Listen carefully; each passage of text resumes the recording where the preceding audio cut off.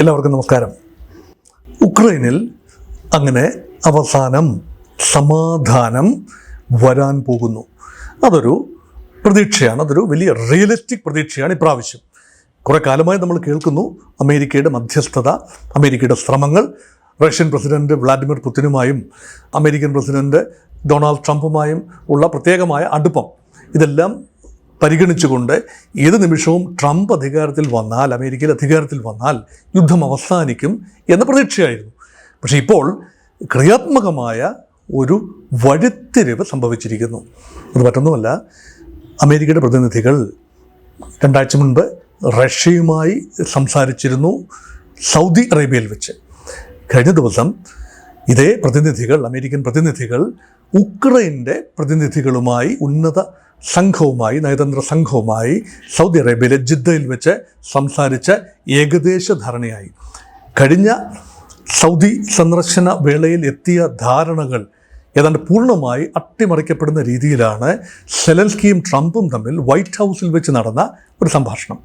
അത് ഫെബ്രുവരി 28 നടന്ന ആ ഒരു അഭിശപ്തമായ ആ ഒരു മണിക്കൂർ, ഒരു ഏതാനും മിനിറ്റ് സമയത്തിനുള്ളിൽ ചർച്ച അലസിപ്പിരിഞ്ഞത് ക്യാമറ കണ്ണുകൾക്ക് മുമ്പിലൂടെ ലോകം കണ്ടതാണ്. പക്ഷേ പെട്ടെന്ന് തന്നെ Zelensky, Ukrainian president Volodymyr Zelensky തൻ്റെ അഭിപ്രായം മാറ്റുകയും അമേരിക്കയുമായി ഒരു ധാതു കരാറിൽ ഒപ്പിടാൻ സന്നദ്ധത പ്രഖ്യാപിക്കുകയും ചെയ്തു. അതുകൊണ്ട് ട്രംപ് ഉദ്ദേശിക്കുന്ന രീതിയിൽ ഉക്രൈനെ വഴിക്ക് കൊണ്ടുവരാൻ സാധിച്ചു എന്ന് വേണമെങ്കിൽ അമേരിക്കയ്ക്ക് മേനി നടിക്കാം. പക്ഷേ യൂറോപ്യൻ രാജ്യങ്ങൾക്ക് അസംതൃപ്തി ഉണ്ടായിരുന്നു. ഇപ്പോൾ യൂറോപ്യൻ രാജ്യങ്ങളും പതിയെ ആ അസംതൃപ്തി അവരെ പരിഗണിക്കാതെ ഉക്രൈൻ വിഷയത്തിൽ ഏകപക്ഷീയമായി അമേരിക്ക തീരുമാനങ്ങൾ എടുക്കുന്നു. നെയ്റ്റോയുടെ ആകമാന പരിഗണന ഇല്ലാതെ അമേരിക്ക വലിയേട്ടൻ കളിക്കുന്നു എന്ന പരിഭവം യൂറോപ്യൻ രാജ്യങ്ങൾക്ക്, പ്രത്യേകിച്ചും ബ്രിട്ടനും ഫ്രാൻസിനും ഉള്ളത് ഒട്ടൊക്കെ ശമിച്ചപ്പോൾ ഇപ്പോഴിതാ ഫൈനൽ റൗണ്ടിൽ ഉക്രൈനെ തന്നെ നേരിട്ട് അമേരിക്ക വിളിച്ചിരിക്കുന്നു.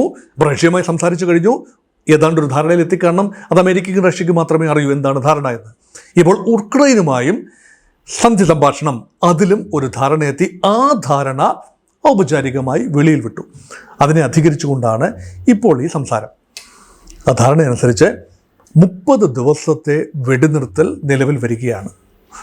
അതായത് ഉക്രൈൻ 30 ദിവസത്തേക്ക് റഷ്യയുമായി വെടിനിർത്തൽ ധാരണയാവുകയാണ്. റഷ്യ അതേക്കുറിച്ച് പ്രതികരിച്ചിട്ടില്ല. പക്ഷേ ഏകപക്ഷീയമായി ഉക്രൈൻ്റെ ഭാഗത്തു നിന്ന് ഒരു വെടിയും പൊട്ടില്ല എന്നതാണ് തീരുമാനം. പക്ഷേ ഉക്രൈൻ ആവശ്യപ്പെടുന്നത്, അതിന് പകരമായി ഉക്രൈൻ ഇപ്പോൾ ആവശ്യപ്പെടുന്നത്, റഷ്യ തടവുകാരാക്കിയ ഉക്രൈൻ വംശജരുണ്ട്, അവരുടെ മോചനം സാധിക്കണം. അതുപോലെ മറ്റ് നാശനഷ്ടങ്ങൾക്കുള്ള പരിഹാരങ്ങൾ സംഭവിക്കണം. അങ്ങനെ ചെറിയ ആഗ്രഹങ്ങൾ ഉക്രൈൻ പ്രകടിപ്പിച്ചു. അത് അമേരിക്ക അതിനനുകൂലമായിട്ട് തന്നെയാണ് പ്രതികരിച്ചത്. പക്ഷേ ഭൂമി മുഴുവൻ വിട്ടുകൊടുത്തുകൊണ്ടൊരു ധാരണ, ഒരു സമഗ്ര ധാരണയാണ് റഷ്യ പിടിച്ചെടുത്ത ഡൊണസ്ക്, ലുഹാൻസ് എന്നീ പ്രവിശ്യകൾ, ഡോൺബാസ് മേഖലയിലെ പ്രവിശ്യകളാണ്. ആ പ്രവിശ്യകളുടെ നിയന്ത്രണത്തെക്കുറിച്ച് യാതൊന്നും തന്നെ ഇപ്പോൾ സംസാരിക്കുന്നില്ല, ഈ ഘട്ടത്തിൽ സംസാരിക്കുന്നില്ല എന്നതാണ് പ്രസക്തം. ഇവിടെ അമേരിക്ക മുന്നോട്ട് വയ്ക്കുന്ന പ്രധാനപ്പെട്ട ഒരു ചിന്ത എന്ന് പറയുന്നത്, ഈ ധാരണ റഷ്യയും ഉക്രൈനും തമ്മിൽ മാത്രമുള്ള ധാരണയല്ല, ഇതൊരു ട്രൈ പാർട്ടൈറ്റ് ധാരണയാണ്. അതായത് ഉക്രൈന് വേണ്ട സംരക്ഷണം അമേരിക്ക നൽകും. അത് സൈനിക സംരക്ഷണം ആയിരിക്കില്ല, അത് അമേരിക്കയുടെ ടെക്നീഷ്യൻസ്, അമേരിക്കയുടെ വ്യവസായികൾ, അമേരിക്കയുടെ ഉദ്യോഗസ്ഥന്മാർ, അമേരിക്കയുടെ ഇക്കണോമിക് ആക്ടിവിറ്റിയിൽ പങ്കെടുക്കുന്ന ആളുകൾ ഉക്രൈൻ്റെ മണ്ണിൽ വന്ന് ധാതു ഖനനത്തിന് നേതൃത്വം നൽകും. അപ്പം അങ്ങനെ $500 ബില്യൺ ഒരു കരാറാണ്, ഉഭയകക്ഷി കരാറാണ് ഉക്രൈനും അമേരിക്കയും തമ്മിൽ ഒപ്പുവയ്ക്കപ്പെടുന്നത്. അപ്പോൾ അമേരിക്കയുടെ സാന്നിധ്യം അവിടെ ഉണ്ടാകും. അമേരിക്കയുടെ സാന്നിധ്യം ഉണ്ട് എങ്കിൽ അത് തന്നെ ഉക്രൈൻ ഒരു വലിയ ഉറപ്പാണ്. ഒരിക്കലും റഷ്യൻ സൈന്യം ആ പ്രദേശങ്ങൾ ആക്രമിക്കില്ല എന്നതിൻ്റെ വ്യക്തമായ ഉറപ്പാണ്. അമേരിക്കൻ സൈന്യം ഉള്ളപ്പോൾ, അല്ലെങ്കിൽ അമേരിക്കൻ ടെക്നീഷ്യൻസ് ഉള്ളപ്പോൾ, അമേരിക്കൻ പൗരന്മാർ ഉക്രൈനിൽ ഉള്ളപ്പോൾ റഷ്യ ആക്രമണം നടത്തിയാൽ അമേരിക്കയ്ക്ക് തിരിച്ചടിക്കാതിരിക്കാനാവില്ല. ആ സാഹസത്തിന് വ്ളാഡിമിർ പുടിൻ മുതിരില്ല എന്ന് തന്നെയാണ് ഉക്രൈൻ്റെയും അമേരിക്കയുടെയും പ്രതീക്ഷ. പക്ഷേ ഏകപക്ഷീയമായി അടിച്ചേൽപ്പിക്കപ്പെട്ട ഒരു കരാർ, വേറെ നിവൃത്തിയില്ല ഉക്രൈൻ, അതാണ് സത്യം. ഉക്രൈന് മറ്റ് വഴികൾ ഒന്നും തന്നെ ഇല്ല. പിണങ്ങി ഇറങ്ങിപ്പോന്ന സെലൻസ്കി മണിക്കൂറുകൾക്കകം നിലപാട് മയപ്പെടുത്തി കരാറാകാം, ധാതു കരാറാകാം. അതായത് ഉക്രൈനിലെ ടൈറ്റാനിയം ഉൾപ്പെടെയുള്ള, സിലിക്ക ഉൾപ്പെടെയുള്ള ഒരുപാട് ധാതുക്കൾ, റെയർ എർത്തുകളുടെ ഗണത്തിൽപ്പെടുന്ന 100-ലധികം വിവിധങ്ങളായ കോമ്പോസിഷൻസാണ് അവിടെ. അത്രയധികം സൈറ്റുകളാണുള്ളത്, 100-ലധികം സൈറ്റുകളിൽ ഖനന സാധ്യതയാണ് ഉക്രൈൻ കാണുന്നത്. അപ്പം അതുകൊണ്ട് ആ ഖനനത്തിന് പ്രധാന പ്രയോജനം അമേരിക്കയ്ക്കാണ് എന്ന് തോന്നാമെങ്കിലും അമേരിക്കയുടെ സാന്നിധ്യം നൽകുന്ന ഒരു പിൻബലം, അത് ഉക്രൈൻ്റെ താൽക്കാലിക ആവശ്യം, അത് മാത്രമല്ല പ്രോഫിറ്റ് ഷെയറിങ്ങും ഉണ്ട്. അമേരിക്ക പറയുന്നത് $350 ബില്യൺ ഉക്രൈൻ റഷ്യയുമായുള്ള യുദ്ധത്തിൽ ഉക്രൈനെ സഹായിക്കാനായി അമേരിക്ക മാത്രം ചെലവഴിച്ചു.